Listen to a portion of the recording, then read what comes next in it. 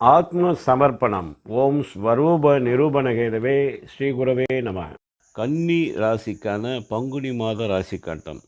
உங்கள் ராசியிலே கேது உத்திரம் நட்சத்திரத்தில் நின்று சூரியன் சாரம் வாங்கியிருக்கிறது. உங்கள் ராசிக்கு 6ஆம் இடமான கும்பத்திலே சனி நின்ற நட்சத்திரம் பூரட்டாதி நட்சத்திரத்திலே நின்று குருவின் சாரம் வாங்கியிருக்கிறது.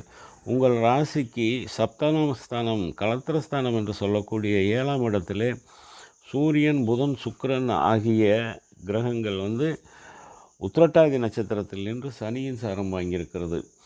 ராகு பூரட்டாதி நட்சத்திரத்தில் நின்று குருவின் சாரம் வாங்கியிருக்கிறது. உங்கள் ராசிக்கு பாக்கியஸ்தானம் என்று சொல்லக்கூடிய 9ஆம் இடம் ரிஷபத்திலே குரு நின்ற நட்சத்திரம் ரோஹிணி நட்சத்திரத்தில் நின்று சந்திரன் சாரம் வாங்கியிருக்கிறது. உங்கள் ராசிக்கு 10ஆம் இடமான மிதுனத்திலே செவ்வாய் புனர்பூசம் நட்சத்திரத்தில் நின்று குருவின் சாரம் வாங்கியிருக்கிறது.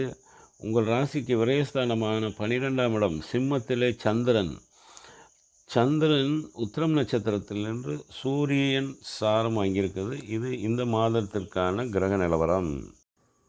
கன்னி ராசிக்கான பங்குனி மாத கோச்சார கிரக நிலைகளை ஆய்வு செய்து பார்க்கும் பொழுது 3, 7, 8, 9, 10, 12 ஆகிய பாவகங்கள் இயங்குகிறது.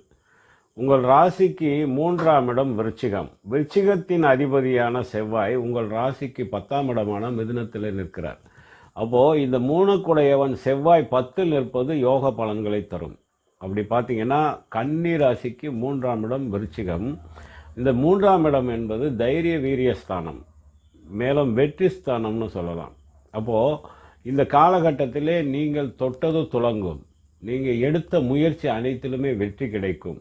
ஒரு வேலைக்காக முயற்சி செய்தாலும், ஒரு இடம் வீடு மனை விற்பனைக்காக முயற்சி செய்தாலும், அதாவது இந்த செவ்வாய் சம்பந்தப்பட்ட தொழில்கள் செய்யக்கூடியவர்கள், அது மட்டுமல்ல உங்களுடைய 10னுடைய அதிபதியான புதனுக்கு சம்பந்தமான தொழில்கள் செய்யக்கூடியவர்கள், அதாவது ஒரு கமிஷன் ஏஜென்ட்டு அல்லது ஒரு கமிஷன் தொழில் செய்யக்கூடியவர்கள், அதாவது ஒரு பொருளை இங்கேருந்து அங்கே மாற்றுறது, அதன் மூலம் ஒரு கமிஷன் பெறுவது, மேலும் இந்த ஆசிரியர் தொழில் செய்பவர்கள், அதுக்கடுத்து அக்கௌண்டண்ட்டாக இருப்பவர்கள், வங்கி அதிகாரி வேலையை செய்பவர்கள், இது மாதிரியான தொழில் செய்யக்கூடியவர்கள் அனைவருக்குமே நல்ல யோக பலன் தரப்போகிறது. அதாவது ஒரு அதிகாரி வேலையில் இருப்பவர்களுக்கு மேற்கொண்டு ஒரு ப்ரமோஷன் கிடைக்கக்கூடிய யோக பலன். அது மட்டுமல்ல, இந்த பூமி லாபம் என்று சொல்லக்கூடிய லாபம் கிடைக்கப்பெறும். பூமி சம்பந்தமான தொழில், அது விவசாயமாக இருந்தாலும் சரி, ஒரு இடம் மனை வாங்கி விற்கக்கூடிய அமைப்பில் இருந்தாலும் சரி, அல்லது ஒரு இடத்தை வைத்து நீங்கள் தொழில் செய்கிறீர்கள், அந்த இடம்தான் உங்களுக்கு வருமானம் தரப்போகிறது அப்படிங்கிற ஒரு அமைப்பிலே இருப்பவர்களுக்கும் நல்ல யோக பலன், நல்ல முன்னேற்றமான பலன், நல்ல வரவு, அந்த தொழில் மேன்மை இதெல்லாம் நடைபெறப் போகிறது. உங்கள்கிட்ட இருக்கக்கூடிய இந்த வேலையாட்கள் விசுவாசமாக இருப்பார்கள். வேலையாட்கள் உங்களுக்கு அபரிமிதமான நல்ல வரவு கிடைக்கிற மாதிரி, உற்பத்தி அதிகரித்து தரக்கூடிய மாதிரியான ஒரு உழைப்பை உங்களுக்கு தருவார்கள் இந்த காலகட்டத்திலே. மேலும் இந்த தாயை பற்றிய கவலைகள் இருந்தவர்கள், இது வரைக்கும் தாய்க்கு உடல்நலக் கோளாறோ அல்லது வேறு ஏதாவது தாயினால் மனக்கவலை இருந்தவர்கள், தாயை சிந்தித்து கவலையில் இருந்தவர்கள், அவர்களுக்கு அந்த கவலை முழுவதுமாக மாறக்கூடிய பலனை காட்டுகிறது. மேலும் இளைய சகோதர சகோதரிகளுக்கு உங்கள் கிரக அமைப்பின் மூலம் பலன்கள் சிறப்பாக கிடைக்கும். அதாவது திருமண வயதில் உள்ள இளைய சகோதர சகோதரிகளுக்கு கண்டிப்பாக நீங்கள் முன்னின்று திருமணம் நடத்தி வைக்கக்கூடிய அமைப்பு, அல்லது உங்கள் இல்லத்திலே ஒரு சுபகாரியங்கள் நிகழக்கூடிய அமைப்பு, இதெல்லாமே இந்த காலகட்டத்தில் உங்களுக்கு கண்டிப்பாக நடைபெறும். அதே மட்டுமல்லாமல் உங்களுக்கு நல்ல எண்ணங்கள் ஏற்படும், புது யுக்திகள் தோன்றும். அதாவது நீங்கள் எடுக்கக்கூடிய முயற்சி, எடுக்கக்கூடிய காரியங்கள் அனைத்திலும் புதுமையான ஒரு யோசனைகள், நல்ல எண்ணங்கள் தோன்றக்கூடிய அமைப்பை காட்டுகிறது. இதுக்கு அடுத்தபடியாக பார்த்தீங்கன்னா, உங்களுக்கு கலத்திரஸ்தானம் என்று சொல்லக்கூடிய 7ஆம் இடம் வலுவாக இயங்குது. உங்கள் ராசிக்கு 2, 9 குடையவனான சுக்கிரன் கலத்திரஸ்தானம் என்று சொல்லக்கூடிய 7ஆம் இடம் மீனத்திலே உச்சம் பெற்று நிற்கிறது. உங்கள் ராசிக்கு 12ஆம் இடமான சூரியன் அதாவது சிம்மத்தின் அதிபதி சூரியனும் களத்திரஸ்தானத்தில் இணைவு பெற்று நிற்கிறார். அதனுடன் ராகுவும் இணைவு பெற்று நிற்கிறது. அப்போது இந்த 3 கிரகங்கள் இணைவு இருந்தாலும் இந்த சுக்கிரன் இணைவு மூலம் இந்த பாவிகளான ராகுவும் சூரியனும் சுபத்துவம் அடைவார்கள். அதனாலே பாதிப்புகள் இருக்காது.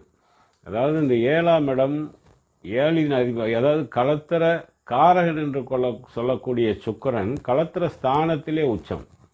அப்போது உங்களுடைய மனைவியின் மூலம் வருமானம், இந்த களத்திரத்தினால் வருமானம் கிடைக்கப்பெறும், வருமானம் அதிகரிக்கும். நல்லா பார்த்தீங்கன்னா மனைவியால் கணவனுக்கு நிறைய வருமானம் கிடைக்கும், மனைவி மூலம் நிறைய தனவரவு கிடைக்கப்பெறும். இதே கணவனால் மனைவிக்கு நல்ல யோக பலன்கள் கிடைக்கப்பெறும். கணவன் மனைவிக்குள் இருந்து வந்த பிரிவினைகள் மாறும். இந்த கணவன் மனைவி பிரிவினைகள் மாறி இணக்கமான சூழ்நிலை ஏற்பட்டு ஒன்றிணையக்கூடிய அமைப்பை காட்டுகிறது. ஏற்கனவே ஏதோ ஒரு ஈகோ பிரச்சனையினாலோ அல்லது வேறு ஏதோ காரணத்தினாலே இருவரும் பிரிந்திருந்தால் இருவரும் இணையக்கூடிய யோக பலனையும் காட்டுகிறது. வழக்கு விவகாரங்கள் பிரச்சனைகள் இருந்தவர்களுக்கு அந்த வழக்கு விவகாரங்களிலே ஒரு தீர்வு கிடைக்கும்.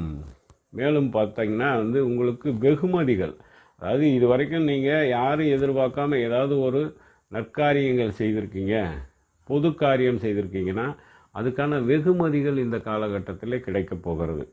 அதே மாதிரி நீங்கள் ஏதாவது ஒரு தொழில் ரீதியாக முயற்சித்து விட்டது அல்ல அந்த தொழில் மூலமாக வர வேண்டிய தனவரவு தாமப்பட்டது, அது இப்போது வெகுமதியாக மாறி கிடைக்கக்கூடிய அமைப்பை காட்டுது. அட்டமஸ்தானாதிபதி 8இன் அதிபதியான செவ்வாய், மேசத்தின் அதிபதி செவ்வாய், அது நிற்கக்கூடிய இடம் பார்த்திங்கன்னா உங்களை ராசிக்கு 10ஆம் இடம். அப்போது இந்த 10ஆம் இடம் செவ்வாய் நின்றால் யோக பலன்தான். அப்போது இந்த வழக்கு பிரச்சனை நம்ம பார்த்தோம். நீதிமன்ற வழக்கு இருப்பவர்களுக்கு கூட தீர்ப்பு உங்களுக்கு சார்ந்து வரும். இதுவரைக்கும் பிரச்சனைகளை சந்தித்து கொண்டே இருந்தவர்கள் மாறி மாறி ஏதாவது ஒரு பிரச்சனை வந்துட்டே இருந்துச்சு அப்படிங்கிற மாதிரியாக இருந்தவர்கள், மேலும் ஒரு செலவு செஞ்சு பிரச்சனையை வாங்குறதுன்னு சொல்லுவாங்க. அதாவது தேவையில்லாமல் யாருக்காவது உதவி செய்யறதுக்குன்னு நீங்கள் போய் செலவு பண்ணி அதுவே உங்களுக்கு பிரச்சனையாக வரக்கூடிய அமைப்பு, அதாவது பணம் கொடுத்து பிரச்சனையை வாங்கிக்கிறது மாதிரி, அந்த மாதிரியான பாதிப்புகள் இருந்தவர்களுக்கும் இந்த பிரச்சனைகள் மாறக்கூடிய அமைப்பை காட்டுது. மேலும் பார்த்தீங்கன்னா இந்த தீராத கவலைன்னு ஒன்று சொல்லுவாங்க. ஒரு சிலருக்கு ஏதாவது ஒரு கவலை அடிச்சுக்கிட்டே இருக்கும், தீராமல் ஒரு விஷயம் திரும்ப திரும்ப அதையே நினைத்து கவலைப்பட்டு கொண்டே இருக்கக்கூடிய அரிப்பு எடுத்துக்கிட்டே இருக்கும். அதாவது தீராத ஒரு கவலையாக ஒன்று இருந்துக்கிட்டே இருந்திருக்கும். அதெல்லாம் மாறக்கூடிய அமைப்பை காட்டுது. ஏன்னா 8 செவ்வாய் 10இல் இருப்பது இந்த பிரச்சனைகளெல்லாம் சரி பண்ணக்கூடிய அமைப்பை காட்டுது. இது வரைக்கும் நீங்கள் ஒரு பிரயாணத்தில் சிறு சிறு காயங்கள் ஏற்படுவது, அடிபடுவது, இது மாதிரி இருந்ததெல்லாம் இப்போ மாறும். கண்டிப்பாக அது இனி இருக்காது. அதுக்குண்டான யோக பலன்களை காட்டுகிறது. இந்த 10இல் செவ்வாய் இருக்கும் வரை உங்களுக்கு நல்ல யோக பலனை தரும். மேலும் பார்த்தீங்கன்னா உங்கள் ராசிக்கு 6ஆம் இடத்துல சனி, 6இல் சனி நிற்பது ஒரு சிறந்த யோக பலனை தரும். இது என்ன மாதிரி யோகம்னா, நீங்கள் ஏதாவது ஒரு விஷயத்துக்காக முயற்சி எடுத்தீங்கன்னா அது உடனே உங்களுக்கு வெற்றி தரக்கூடிய அமைப்பு. 6இல் நின்ற சனி வெற்றியை தருவார். எதற்காக நீங்கள் முயற்சி எடுத்தாலும் கண்டிப்பாக அது உங்களுக்கு சக்ஸஸ் ஆகும். அந்த 8 பற்றி நம்ம பார்த்தோம். அடுத்து 9ஆம் இடம். இந்த 9ஆம் இடம் பாக்கியஸ்தானம் என்று சொல்வார்கள், தர்மஸ்தானம்னு சொல்லுவாங்க. தர்ம காரியங்களிலே ஈடுபடக்கூடிய நல்ல அமைப்பை காட்டுகிறது. தர்ம காரியங்களுக்காக நிறைய நீங்கள் செலவு செய்கிறீங்களோ இல்லையோ, பிறர் செய்யக்கூடிய தர்ம காரியங்கள் உங்களுடைய பங்களிப்பு இருக்கும். அதாவது உடல் ரீதியாக உங்களுடைய பங்களிப்பு, நீங்கள் அதிலே கலந்து கொண்டு அதில் உங்களால் என்ன ஒரு பங்களிப்பு தர முடியுமோ அந்த பங்களிப்பை நீங்கள் கண்டிப்பாக கொடுப்பீர்கள். அது மட்டுமல்ல, நீர்நிலைகளை இந்த காலகட்டத்தில் ஏற்படுத்தினீங்கன்னா அது உங்களுக்கு கண்டிப்பாக நல்ல பலனை தரும். அதாவது ஒரு போர் போடுறது, கிணறு வெட்டுவது, இது மாதிரி நீர்நிலைகள் ஏற்படுவதற்கான நல்ல காலம்னு சொல்லலாம். மேலும் கோவில் திருப்பணிகளிலே ஈடுபடக்கூடிய அமைப்பு உண்டு. நீங்கள் கோவில் திருப்பணிகளிலே கலந்து கொண்டு அந்த கோவில் திருப்பணிகளுக்காக நீங்கள் வேலை செய்வது, அதில் ஈடுபடக்கூடிய அமைப்பை கண்டிப்பாக நல்ல பலனை தரும். குருவை சார்ந்த சேவைகள், குருவின் மூலம் உபதேசங்கள் பெறுவது, ஞானிகளை சந்திப்பது, அல்லது பிரயாணங்கள் கோவிலை சார்ந்து கோவிலுக்கு தீர்த்த யாத்திரை சென்று வரக்கூடிய பிரயாணங்களும் கண்டிப்பாக ஏற்படும். எதிர்பாராத அதிர்ஷ்டம் கிடைக்கப்பெறும். அதாவது தொழில் ரீதியாகவோ ஒரு டக்குன்னு ஒரு நல்ல ஒரு ஹைக்கு அல்லது ஒரு முன்னேற்றம், தொழில் ரீதியாக, வியாபார ரீதியாக அல்லது உத்தியோக ரீதியாக, இது மாதிரியான ஒரு அதிர்ஷ்டம், எதிர்பாராத ஒரு அதிர்ஷ்டத்தினால் உங்களுக்கு நல்ல பலன், நல்ல யோகங்கள் கிடைக்கப் போகிறது. அடுத்து பார்த்தீங்கன்னா 10ஆம் பாவகம் தொழில் ஸ்தானம், கர்மஸ்தானம் என்று சொல்லக்கூடியது. உங்கள் ராசிக்கு தொழில் ஸ்தானம், கர்மஸ்தானம் என்று சொல்லக்கூடிய அமைப்பு பார்த்தீங்கன்னா மிதுனம், மிதுனத்திலே செவ்வாய். அப்போது மிதுனத்தில் செவ்வாய் இருப்பது நீங்கள் செய்யக்கூடிய உத்தியோகத்திலும் ஆட்சி அதிகாரமிக்க பதவி கிடைக்கப்பெறும், பதவி உயர்வு கிடைக்கப்பெறும். மேலும் அதன் மூலம் ஊதிய உயர்வும் கிடைக்கப்பெறும். மேலும் பார்த்தீங்கன்னா இந்த 10ஆம் இடம் என்பது கர்மஸ்தானம்னு சொல்லுவாங்க. இது வரைக்கும் நீங்கள் முன்னோர்களுக்காக செய்ய வேண்டிய கர்மாக்களை செய்யக்கூடிய, கர்மத்தை செய்யக்கூடிய ஒரு யோக பலனையும் காட்டுகிறது. மேலும் பார்த்தீங்கன்னா இந்த 10ஆம் பாவகம்னாலே நல்ல ஒரு தொழில் முன்னேற்றத்தை தர வேண்டிய அமைப்பு செவ்வாய் நிற்பதினால். இந்த செவ்வாய் அங்கே நின்று உங்களுக்கு தொழில் ரீதியாக, வியாபார ரீதியாக, உத்தியோக ரீதியாக நல்ல முன்னேற்றத்தை தரப்போகிறார். அடுத்து 12ஆம் பாவகம் என்பது உங்களுக்கு விரயஸ்தானம், அயனசயன போகஸ்தானம்னு சொல்லுவாங்க. அப்போது இந்த விரயம் இருக்குது, ஆனால் அந்த விரயம் உங்களுக்கு சுப விரயமாக இருக்கும்.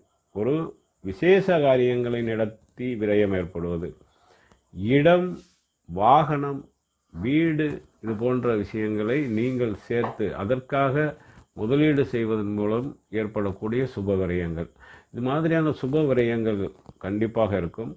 இதற்கு முன்பு தாமதமான தூக்கம், தூக்கமின்மை, நேரத்துக்கு உணவு உண்ணாமல் அகால உணவு உண்ட ஒரு பாதிப்பு, இது எல்லாமே மாறி உங்களுக்கு இந்த காலகட்டத்தில் நிம்மதியான தூக்கம், நல்ல போஜனம் கிடைக்கக்கூடிய அமைப்பை காட்டுகிறது. இதற்கு முன்பு வந்த பதிவு, அடுத்தடுத்து வரக்கூடிய பதிவுகளை நீங்கள் பார்க்கணுன்னு விரும்புனீங்கன்னா சப்ஸ்கிரைப் பண்ணுங்கள், லைக் பண்ணுங்கள். நன்றி.